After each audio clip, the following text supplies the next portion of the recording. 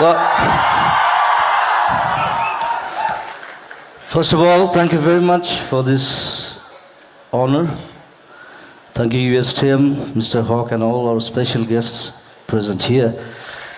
And I never thought I'll get a doctorate in my life because I was a dropout.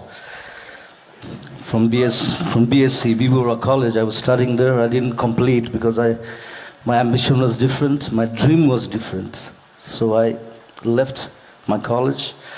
But still, I have a big connection with all the colleges, all the universities here.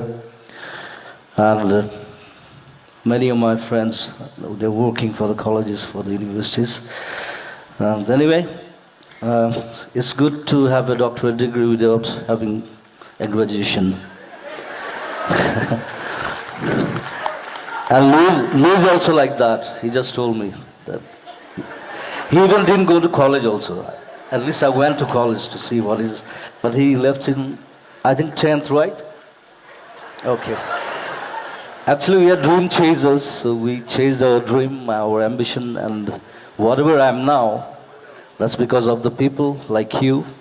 So thank you always, and rise, shine, and go ahead for a new future. Thank you very much. Thank you.